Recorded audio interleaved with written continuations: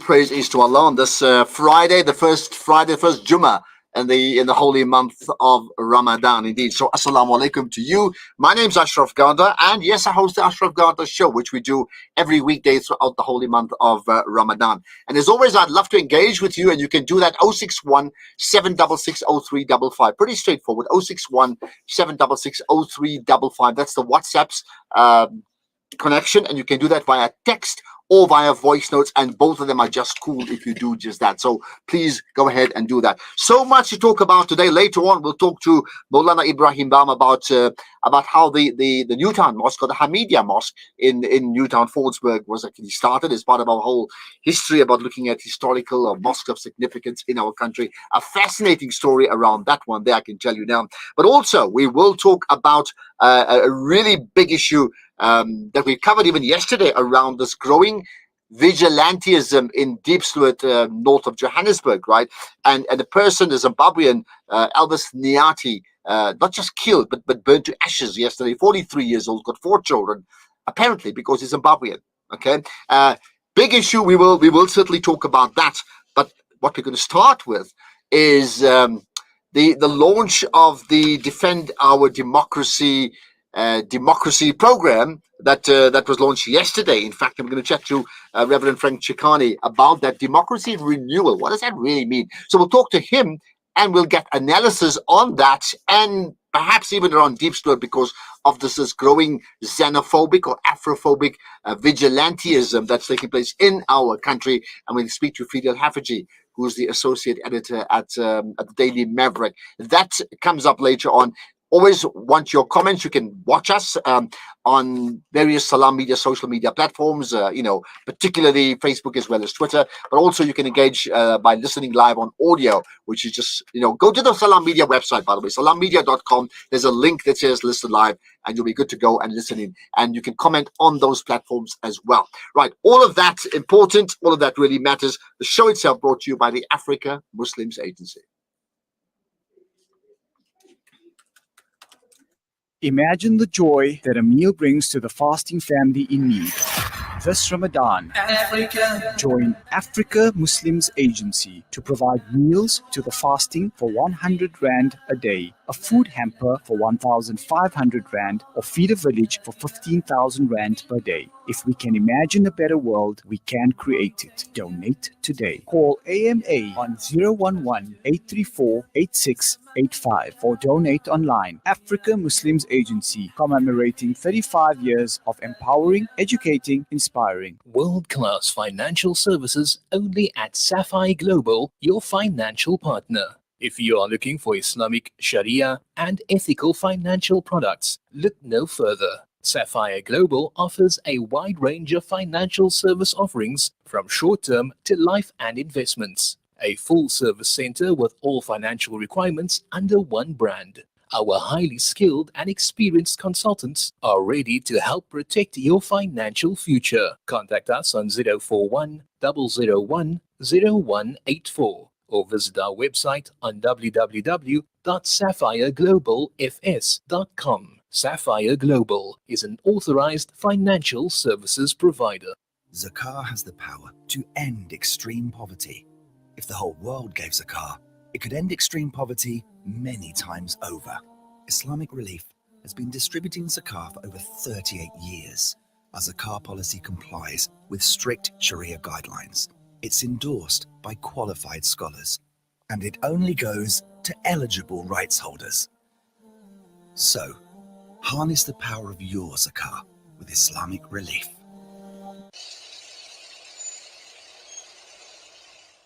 Are you looking for a cross-border road transport company that is committed in achieving high safety standards, who is fast and efficient, and also excellent customer service? Gardi Global specializes in cross-border transport from South Africa to Mozambique, Zimbabwe, Zambia, and Malawi. Gardi Global, situated at 10 Daniel Road, Bend Road, Johannesburg. For inquiries, contact our trained staff on 011-614-3108 or email info@gardiglobal.co.za. Safe, long haul into Africa is our business. Gardi Global Transport. It's been a household name for years. It's been an important ingredient in South African kitchens, and it's been an affordable, healthy choice for your family. Helios. First our pure sunflower cooking oil, and now introducing Helios margarines and spreads. Following the same traditions and tastes you've grown to love and trust from Helios. Fortified with vitamins A, D, and E, also rich in omega-3 and 6 essential fatty acids for a healthy eating lifestyle. Helios margarine and spreads, available now at all leading South African supermarkets. Helios margarine, the tradition lives on. The global wheat market is in turmoil and prices have risen rapidly. This places the most vulnerable Syrians at greater risk of hunger and food insecurity. Sponsor a ton of flour at just 7,500 Rand and help ensure displaced Syrian families get their daily bread. Donate Flour for Syria online at alimdad.com or call 0861 786 243 for more information. This is the Ashraf Garda Show, 8 to 10 a.m., and you're listening to Salam Media. Right, so much to talk about. I can tell you now, so much to talk about regarding our democracy that I don't want to even pause on this one here. I think everybody absolutely on side, 27th of April, 1994, but there's a growing concern amongst many people, including myself, that our democracy is being upstaged first internally. I mean, the voting is fine, but the democratic structures of our country appear to be crumbling, and that impacts on all the things you do, coming down to you as a family unit, you as an individual, certainly for myself, not just as a broadcaster, but for where I sit as someone who's particularly, well, who has this vision via the Champion South Africa project that I head up to build South Africa into a champion nation. So when all those things crumble, they undermine our ability to become the country of our dreams, so I say, right? So with that in mind, you may have heard about Defend Our Democracy. I'm going to call it a think tank for now, but it's a whole lot more than that, because yesterday, in fact, was the launch of a discussion on democratic renewal, and a whole lot of people got together, people of massive influence, former political people, some people outside of that space, and we're going to find out more about that, firstly with Reverend Frank Chikane. I'll then get analysis from Fadil Haffajee from the Daily Maverick. That comes up later. But first things first, Reverend Frank Chikane, appreciate your time and good morning. And how are you? I'm very well, but I'm also very concerned, as of course you are concerned, and that's why you launched this Democratic Renewal Project. So you can't say I'm cool and I'm very happy. You're clearly unhappy and you are concerned. What are you concerned about? Well, as you know, we launched the Defend Our Democracy campaign last year. And it was clear that if you have to use the metaphor of a nosedive, that we started well as a country. By the way, we fought a very revolutionary struggle to set up a non-sexist, non-racial, equitable society. We said that we were going to change the lives of the people of South Africa, especially those who were victims of the apartheid system. We promised a more democratic system, participatory, that's going to let people make decisions about their lives. But as you know, halfway, we are now 28 years, halfway that route with a huge effort to change this country, transform the state, create a new constitution which is said to be world-class, guaranteed the social rights of people, including economic rights, which many other constitutions don't do that.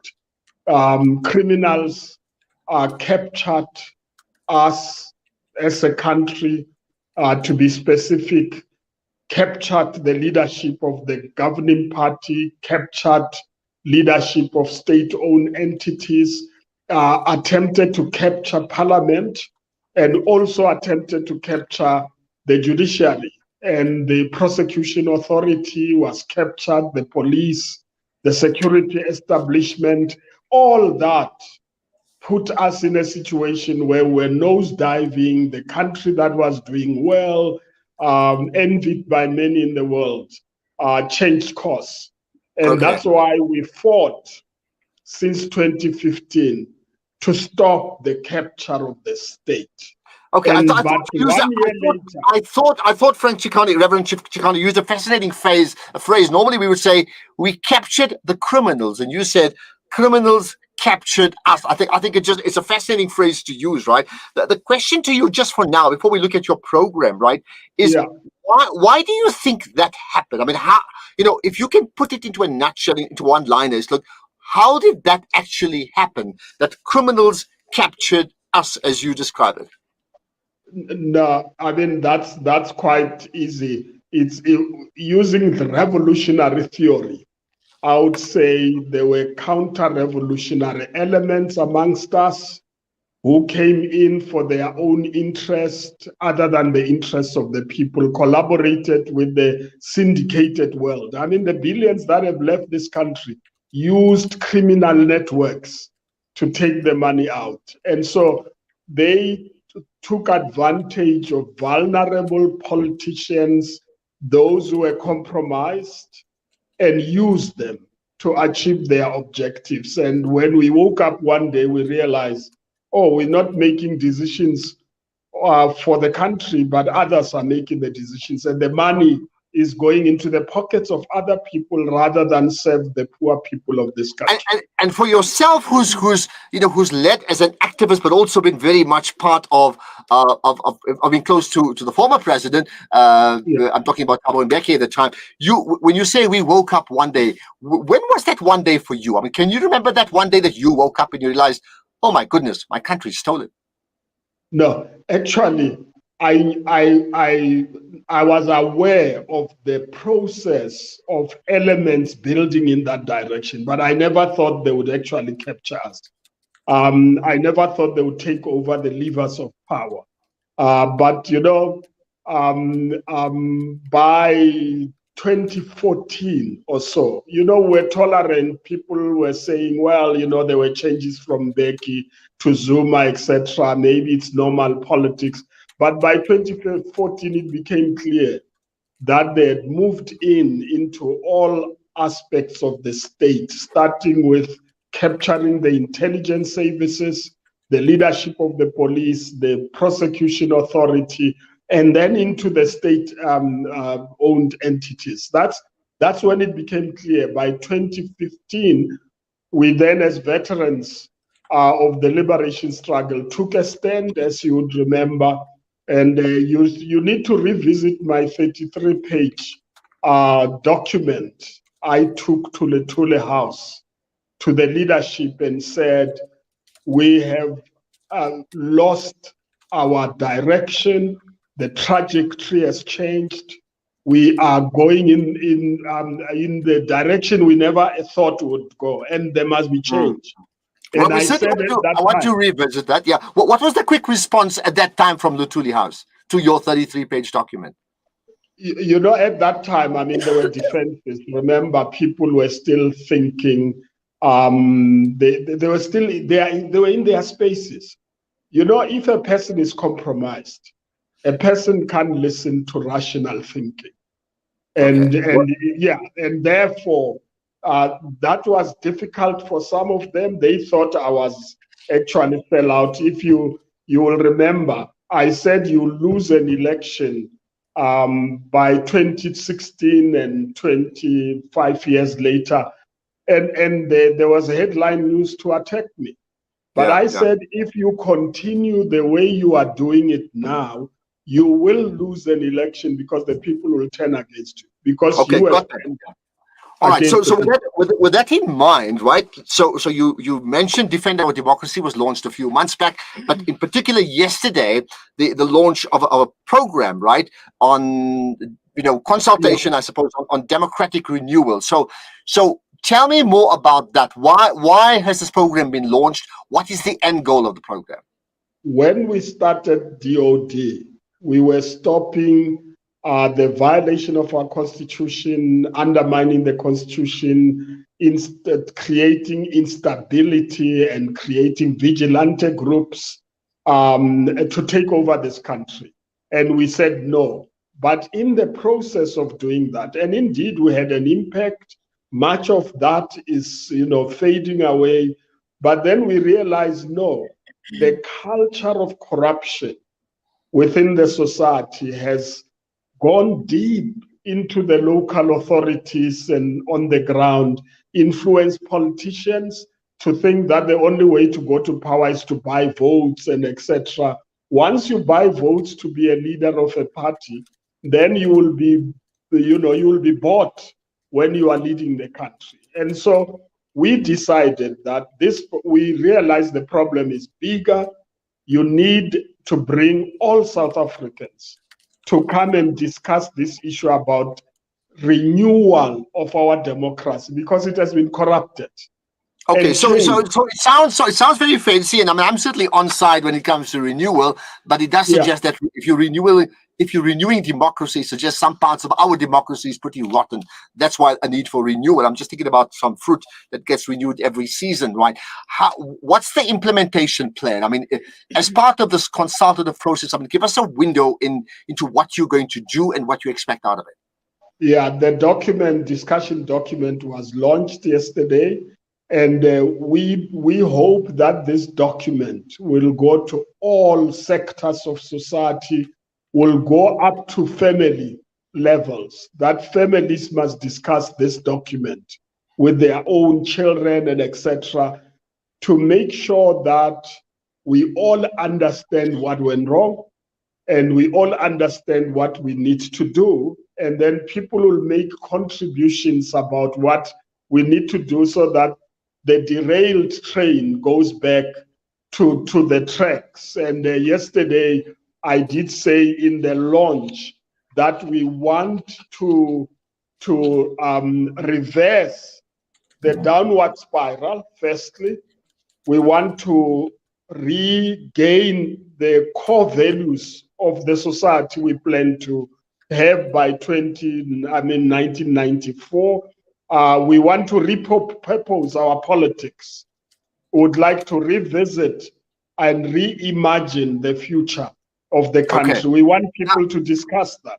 And, all right, so in doing that, right? So in doing that, right? I mean, I hear your story about making sure every family gets it. I'm just worried about the implementation, about whether every family would really get hold of the document. But I mean, leaving that aside, people are going to come up with ideas. People will come up with no ideas. That always is going to be the case, right? The more important one is when those ideas come up, and I think many of the ideas are already in the public domain, by the way, right? So it's not unusual. The more important one is when those ideas come about renewal, right? What is Defend Our Democracy going to do with those ideas? I mean, what do you do next? When we have given numbers for people to communicate with us, we'll collect the information, as we have been doing in the last 3 months, by the way, to produce this document. And we will shape up the document by the time we then go to a conference in June around and put this to the people. But between now and then, the document will be discussed by different, remember there are 70 plus organizations affiliated to Defend Our Democracy. We're going to go to communities. We're going to have road shows, to have conversations at community level, especially in those poor areas where people don't use internet and other things.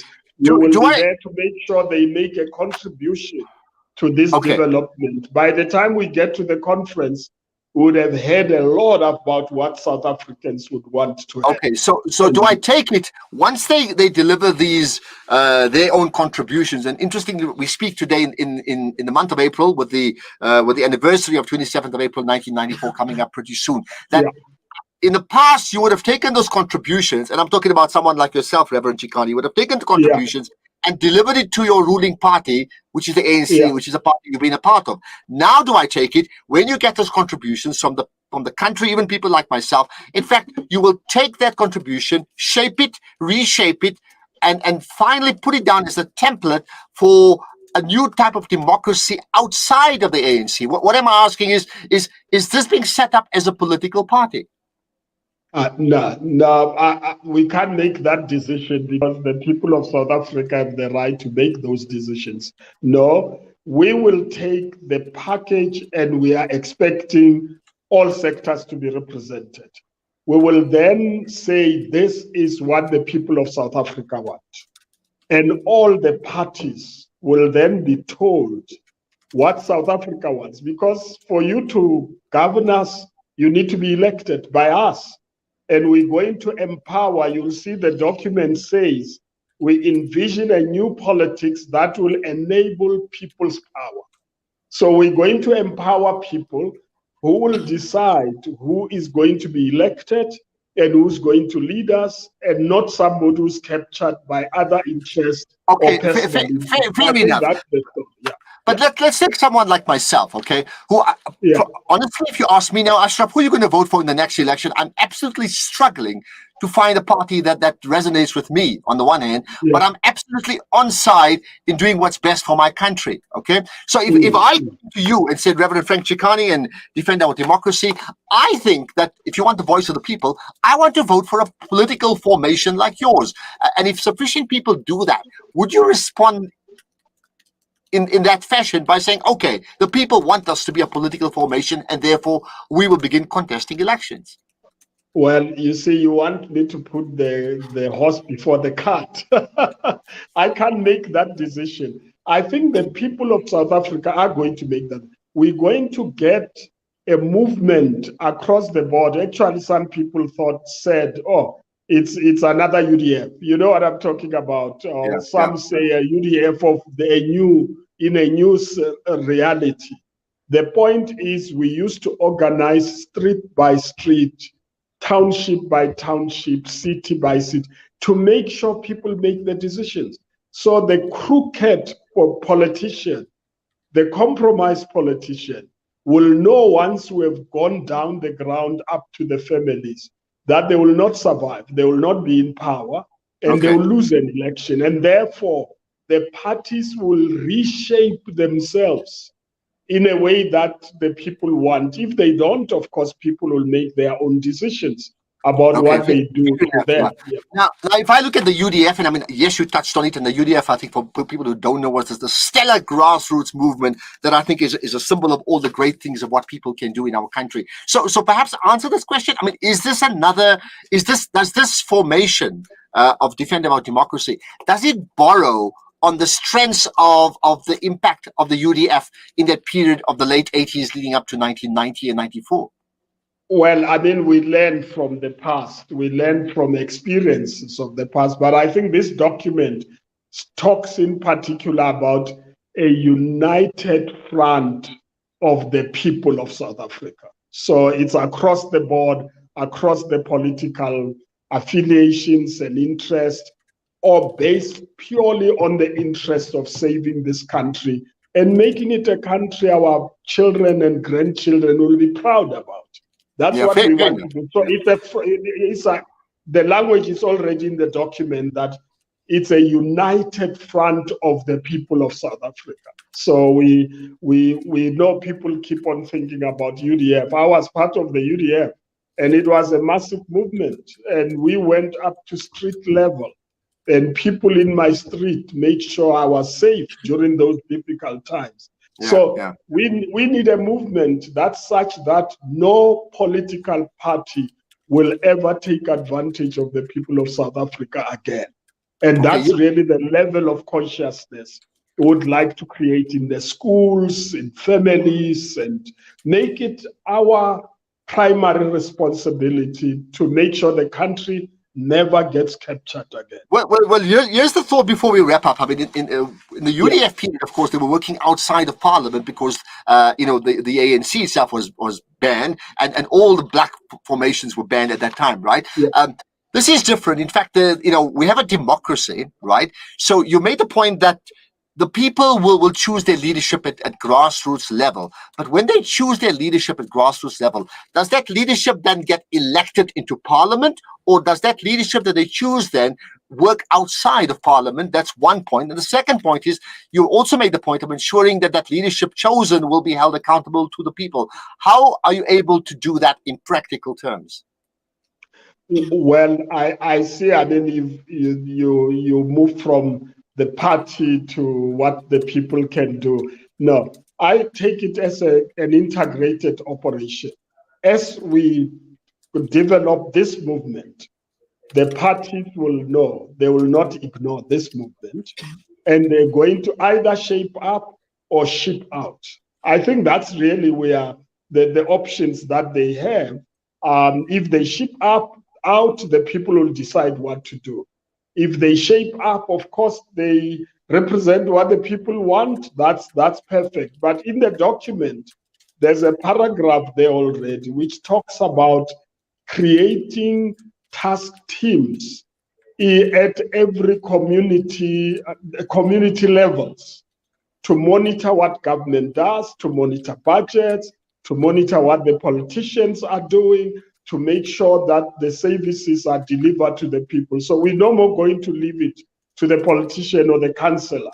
We're going to take responsibility ourselves. And as we do that, like we went to, did a road show to Limpopo, where you've got a dam, billions were spent, and pipes were laid, but there's no water. And it doesn't make sense. So we're going to make sure that either government delivers or those who are in government ship out. I think that's really, and once we do that and mobilize the masses, like the apartheid system, those who are in power, those who are in government will know their time has come, is up, and that they either shape up or they ship out. Okay, now I'm not going to say put South Africa first, because that is a phrase that's been adopted by others that I think are very offside with the reality. But South Africa as a country is certainly a priority. And here's the last thing, Reverend Chikane, in putting South Africa as our priority for the reasons that are pretty obvious, would defend our democracy, would they work with all different political parties, be it the ANC, the EFF, the DA, Action SA, and every other political party? Would you work with those parties? We will work with anybody who prioritizes the people of South Africa, particularly the poor, because that's what the struggle was about. And so the parties will make their decisions. I don't want to, because this is not a party-based movement, and we're trying our best not to make it associated with any party. We want the people of South Africa, and the responses since yesterday are extraordinary. People are gaining hope that we as the people can do something. Remember, when we launched the DOD, I said the people of South Africa shall be the last line of defense. When politics fail, when the elected people fail, when the parties fail, we as the people of South Africa, and this is what this movement is about. And we are calling on all South Africans to come together around this movement to make sure we educate the people. We make sure that they don't allow any politician again to take advantage. Well, interesting you say that. Let's wrap up with that. Interesting you make that point that it should be the last line of defense. I'm going to suggest the people should be the first line of defense. And certainly if I borrow from my own experience at Champion South Africa, the move away from just having national pride to having national purpose. But I believe, Reverend Frank Chikane, maybe Defend Our Democracy is a clear example of the type of national purpose driven from grassroots all the way up that we absolutely need to have. So thank you for your time. Most appreciated, and best wishes with the program rollout. Thank you very much. We're looking forward to a massive movement developing. Okay, first line of defense, the people, Reverend Frank Chikane. But that's one take on this one, a really important conversation. You may have your own opinions on this one. And if you do, you can, first of all, you can comment on the back of all these Salam Media social media platforms. Do that right away. You can also WhatsApp voice note us 061 766 0355. You can certainly tag me as well on Twitter, Facebook in particular. Right. So that's one take on this launch of the program from Defend Our Democracy. I'm going to get another take on this from an analyst who certainly is pretty savvy at this type of thing, Fidel Haferty from the Daily Maverick. This is the Ashraf Garda Show, 8 to 10 a.m., and you're listening to Media. Okay, so that's one thought. I quite fascinating, and I tell you what, people who certainly followed Frank Chikane, and I'll say this now in his absence, he's certainly one of the people. As we saw this country move from where it was to where it is now, where you said, you know what, that's the leadership that I want. That's my type of leader. And you do wonder, for whatever reason, that when democracy started, and maybe 10 years down the line, people like him sort of receded, right, from the front line and allowed the spaces to be taken by others. So if there's an attempt to change that, I think that's pretty cool for me for now. But that's one take on it. Let's get Fidel Haffordge's thoughts on this. She's the associate editor at the Daily Maverick. Fidel, appreciate your time. Assalamu alaikum, and thanks for joining us. Walaikum salam, Ashraf. Lovely to be with you. Absolutely. Thank you. So I don't know how much you picked up on the conversation with Frank Chikane. And if so, perhaps maybe a quick comment on what he said. I did. I listened to all of it. On Tuesday night, there was a launch with some of the founders, like the Reverend Chikane. And I must say, I came away from it extremely hopeful that there are so many exceptional leaders who've been working quite to put together this idea of the Defend Our Democracy campaign. Because I don't know about you, but when I drive on our bumpy potholed roads in Joburg, when I look at the state of water, see my mum in Mayfair, where her house is most days either without water or without electricity, and I know that the reason for that is corruption. Something like this gives you a tool with which you can be an active citizen, and that's why I so much enjoyed listening to you and the Reverend speak, and also finding out more about the campaign the other evening. Yeah, and so I mean the broad speak about democratic renewal. I think you and I are absolutely on side on that. I have no doubt about that. But what I'm interested in, is what is the implementation? Because there's people like myself with Champion South Africa that's apolitical, clearly, and that's deliberately so. But you also have the Rivonia Circle, and there's thoughts about them forming a political party, meaning that, and I look at other people who've tried other things in the last 10 years or so. What do you see that's different about this particular project? Well, I think that we're not apolitical in that we don't care about political processes. We're non-partisan in that we don't support any particular party. What I do like is that it's a call to bring together constitutional Democrats. So that leaves out this growing right wing in our country, and if I may say, like your Operation Dudulas, which clearly they mobilize outside the constitutional framework. So this is bringing together people who see the Constitution as a guiding framework, even if they believe that there are parts of it that should be amended, like, for example, how we elect our political representatives. I do think that its success is going to lie not only in the 70 or so organizations that have come together to start it, but like the Reverend says, in you and I being much more active in our wards and in our province and in our cities to think about how our democracy is shaping up in meaningful ways for ourselves, our communities, and for our families. Absolutely. And of course, he's alluded to the UDF, and perhaps you've touched on it as well. And I'll borrow a phrase that I often use, that, you build a champion country by building champion communities. And yes, I think your testimony regarding the problems of your mother's ward has been well documented, I think, over the last year or two. And it just shows you when you get communities wrong, it multiplies to getting the entire country wrong, isn't it? Well, I must say that because so I'll just use Ward 58, Mayfair, Fordsburg, Park Brixton, etc. as an example.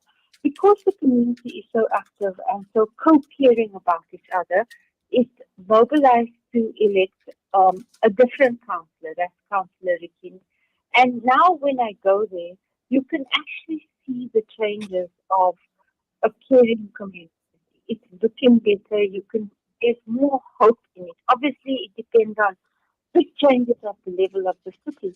But it was a small example for me of how using an area of influence that we had is to be active community members. You can actually see a change in how a community is led. And I suppose what Defend Our Democracy is asking us to do is to do that, but at an enhanced scale and using a framework that they have set up. So Dr. Avadi, who I think has been on your show as well, she said very interesting things with the launch. She said that somebody, my called Andrew Borain, is looking at how 300 different communities are responding. And I think we have a great foundation, Ashraf, from which to learn, co-learn from each other, and then build. Yeah, you also mentioned Operation Dudula early on, and I mean, it's a conversation that we're having even now with regard to what's happening in Deep Stewart, right? Do you get a sense that formations like that, who are outside of Parliament on the one hand, out and working outside the democratic project, but even other political parties who are in Parliament and then pronounce things that are clearly outside of the democratic project, are doing just that because they see that open space because of very poor governance by the ruling party, and it's their way of mobilizing because they see that space, and that has to change. So I've spoken a lot to Action SA, which and its leader Herman Mashaba, who was the first political party which put the idea of migrancy onto the political agenda. And they said that this was based on feedback from the ground, that because there's such high unemployment and poverty, what happens is that there's a competition for resources at the lowest possible level. So they picked it up.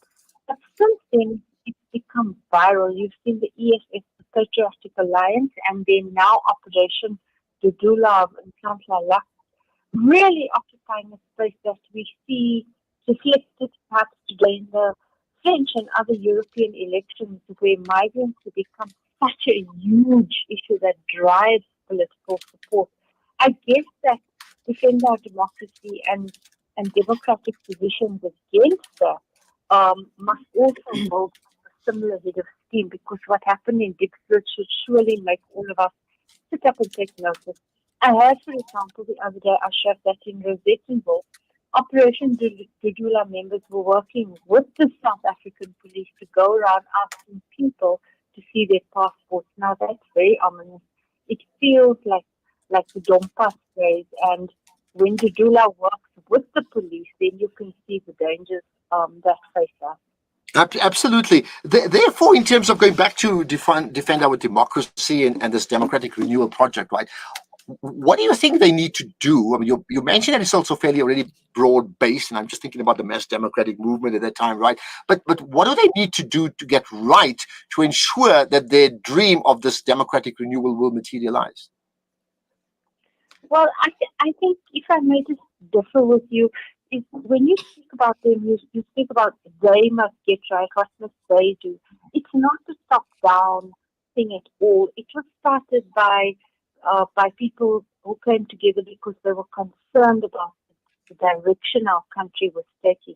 I think the only way it's going to succeed is if it does become rooted, if you like, among us. And I'm comfortable to say us because it's non-partisan. I think it's the only way it's going to work is if it becomes a movement like the UDF.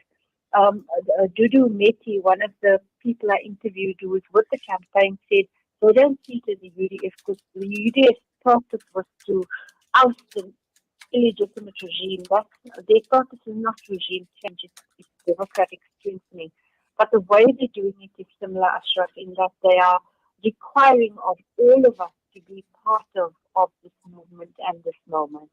Yeah. Now, I mean, just finally, your tweet today in response to Herman Mashaba's tweet was about xenophobia. I get that, where you say once you start a fire, don't express regret when the hose is too short to reach the flames. Now, that of course relates to the xenophobic violence. I understand that, but can we extend that tweet response to the entire country in terms of the politicians within the ruling party have started a different sort of fire and now find that the entire country and the democratic project itself is being undermined?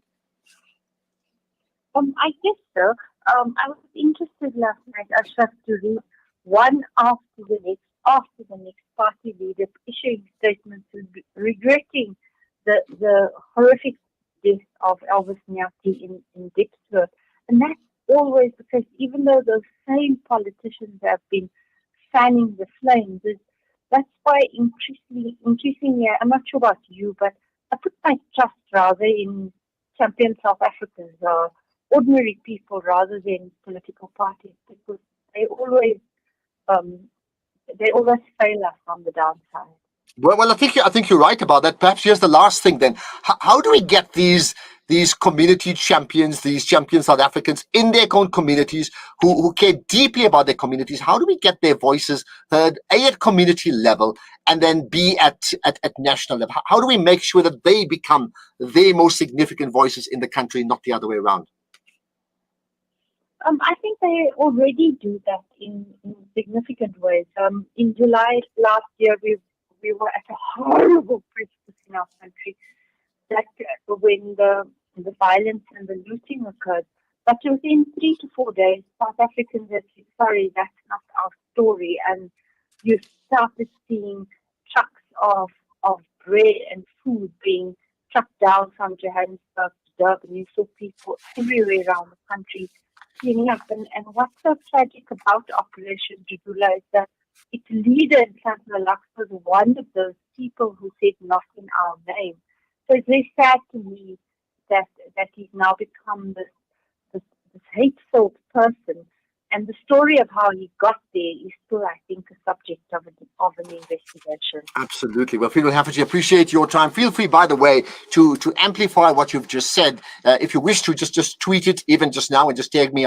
I'll gladly share that. But thanks as always for your very important insights in upholding a democratic South Africa. Fiedel Hafford from the Daily Maverick, associate editor there. Thank you so much for your time. So much more to go. In fact, we talked about Diepsloot and Fiedel made reference to the horrific burning of to ashes, really, of Elvis Niati, 43 years old Zimbabwean. We're going to get a response from the police, and we'll talk about that right after this.